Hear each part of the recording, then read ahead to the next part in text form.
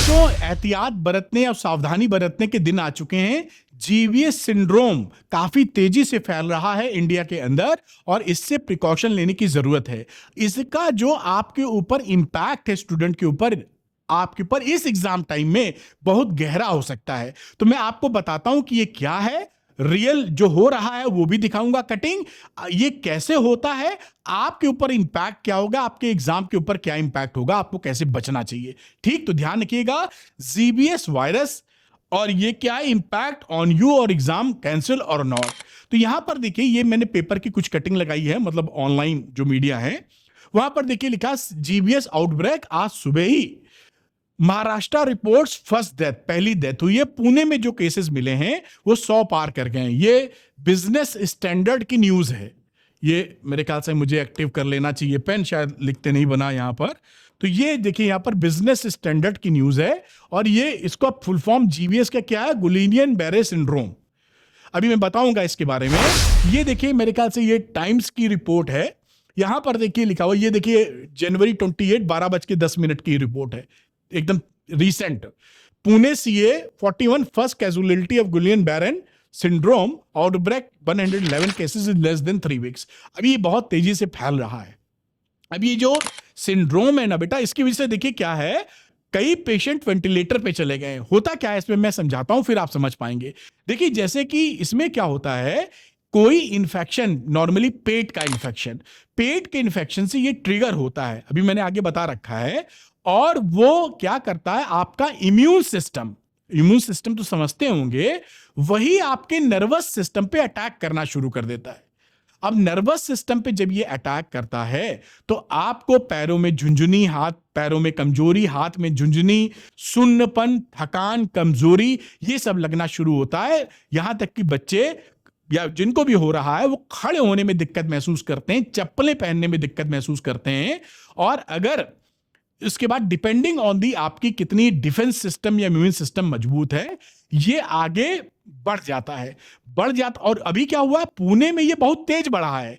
2-3 दिन में ही patient finally कहां पहुंच गए, वेंटिलेटर पे। वेंटिलेटर क्या होता है, उम्मीद है आपको पता होगा। वेंटिलेटर में क्या करते हैं, आपके ऊपर लगा देते हैं सिस्टम और आपके लंग्स को जबरदस्ती पंप करते हैं, जिससे कि उम्मीद रखी जाए कि ईश्वर सब अच्छा करेगा, है ना। वरना लंग्स पंप करना बंद कर देंगे तो छुट्टी हो जाएगी थोड़ी देर में। आप समझ पा रहे हैं मेरी बात।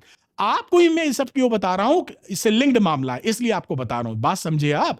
तो डिपेंडिंग ऑन दी आपके इम्यून सिस्टम पे कि कितना तेजी से ये प्रोपोगेट करेगा। लेकिन पुणे में जो ये फैल रहा है वो 2-3 दिन में ही लोगों को वेंटिलेटर के ऊपर डाल दे रहा है। अब देखिए ये जो मैंने आपको बताया था कि ये गुलियन बेरे सिंड्रोम जो है, ये आपका गलती से, ये जो आपका इम्यून सिस्टम है वो नर्वस सिस्टम के ऊपर अटैक करता है। जैसे मैंने बताया, ट्रिगर कैसे होता है, किसी इन्फेक्शन से हो सकता है, कभी किसी को कोविड-19 हो तो उससे भी हो सकता है, ये कहीं से भी ट्रिगर कर जाएगा। और सरल भाषा में यही बात है कि नसें कमजोर कर देता है दिमाग से, क्योंकि नर्वस सिस्टम तो उसी से रिफ्लेक्सेस सारे मिलते हैं, उसको पैनिक कर देता है। और इसके जो मैंने लक्षण आपको बताए, यही सारे लक्षण हैं कि हाथ पैर में कमजोरी लगेगी, सुन्नपन आ जाएगा। सुन्नपन समझते हैं, नंबनेस, हाथ पैर में कपकपी हो सकती है, चप्पल तक पहनने में दिक्कत हो सकती है। ये सब बहुत तेजी से अभी हो जाएगा, समय लगता है, क्योंकि ये बीमारी थोड़ी सीरियस नेचर की बीमारी हो सकती है, जिससे कैजुअलिटी अभी हुई है। अच्छा, ये अब बात आता है कि ये जो मैं इतनी बातें आपको बता रहा हूं और ये जो कंसर्न है लोगों का, वो आपके ऊपर क्या असर डालता है बेटा, आपके ऊपर। इसलिए अच्छा, उससे पहले कि कौन रिस्पॉन्सिबल है इस बीमारी के लिए, मेनली कई बैक्टीरिया है रिस्पॉन्सिबल है। ये कैम्फिलोबैक्टर जिजुनी, ये जो बैक्टीरिया है ये रिस्पॉन्सिबल है इस बीमारी के लिए। और भी लोग रिस्पॉन्सिबल, और भी बैक्टीरिया है, मेनली ये कहां से शुरू होता है, पेट के इन्फेक्शन से। पेट के इन्फेक्शन से शुरू होता है और ट्रिगर कर देता है ये बैक्टीरिया। जैसे ही ट्रिगर कर देता है, एंटीबॉडी बनने लगती हैं। तो इम्यून सिस्टम का काम ही एंटीबॉडी बनाना। वो एंटीबॉडी आपके खुद के नर्वस सिस्टम पे अटैक करने लगती हैं। बाकी इम्यून, हमारी जो एंटीबॉडी बनती हैं, हमें बाहर के रोगों से बचाने का काम करती हैं, लेकिन वो ये सेल्फ इम्यूनिटी वाली डिजीज हो जाती है। ये वो अपने ही नर्वस सिस्टम पे अटैक कर देती है और ये सारी चीज नंबनेस फमनेस चालू हो जाता है। अब आपसे लिंक्ड मामला ये क्यों है, क्योंकि देखिए इसमें जो प्रिकॉशन लिखे हैं उसी प्रिकॉशन में आप खतरे में आते हैं, आपको लेना है प्रिकॉशन। मतलब देखिए, संक्रमण के बचाव, कई सारे बचाव हैं, उनमें से कुछ प्रोमिनेंट आपके सामने। हाइजीन का ध्यान रखें, यानी साफ सफाई। अब अभी सर्दी के दिन लगभग जा रहे हैं, कई लड़के ऐसे हैं आप देखे होंगे कि रोज नहाते भी नहीं होंगे। आप कमेंट करके बताइएगा।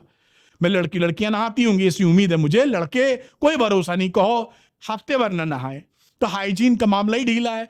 हमेशा हाथ धोने की आदत डालें। मैंने बहुत बच्चों के साथ देखा है कि खाना खाने से पहले हाथ धोने में, साबुन से हाथ धोने में आलस आता है उनको बहुत। लड़कियां अक्सर सफाई पसंद होती हैं नॉर्मली, लेकिन लड़के बहुत ढीले होते हैं। हो सकता है लड़कियां भी ना होती हैं, कोई है तो बता सकता है। तो आप हाथ वगैरह अगर नहीं धोएंगे तो ये संक्रमण आपकी बॉडी में जाएगा, पेट में आपको इन्फेक्शन होगा और ये ट्रिगर कर सकता है अभी जो मामला टेढ़ा चल रहा है। आपको जो सफाई का ध्यान रखना है, भीड़ भाड़ वाले इलाकों में जाए तो मास्क पहने, क्योंकि अभी की सिचुएशन क्या है, आपका एग्जाम टाइम है। कोई भी झटका लगेगा तो लेने के देने पड़ेंगे। और कोई व्यक्ति बीमार अगर दिख रहा है तो अगर आपके घर का ही है तो भी थोड़ा ख्याल रखें, और बाहर का है तो कतई उसके संपर्क में ना आए। सर्दी खांसी जुकाम किसी को हो रहा, वो भी सिम्टम्स है इसके, उससे दूर रहें। अगली बात आपको जो बहुत पसंद है, आप लोग मोमोज बहुत खाते हैं, आजकल चलन चला हुआ है मोमोज, बर्गर, पिज्जा। तो जो भी फूड आइटम्स, पानी की भी बात करेंगे, जो जिसकी लॉन्गिटिविटी थोड़ी ज्यादा है, वहां बैक्टीरियल इंफेक्शन होने के चांसेस बहुत ज्यादा है। तो एडवाइस ये दी गई है कि जैसे पनीर वाले आइटम है, ये सब ना खाएं। पिज्जा विज्जा में, सब बर्गर में पनीर, चीज, जिसे इंग्लिश में चीज बोलते हो, खूब दबा के पड़ता है। मोमोज नहीं खाइए। आपको घर में कुछ खाने का मन है, मम्मी से कहिए, मम्मी बना देंगी आपके लिए। एक दिन 2 दिन रोज नहीं कि मोमोज बन रहा है घर में, घर का खाना खाइए, मम्मी से बनवा के खाइए।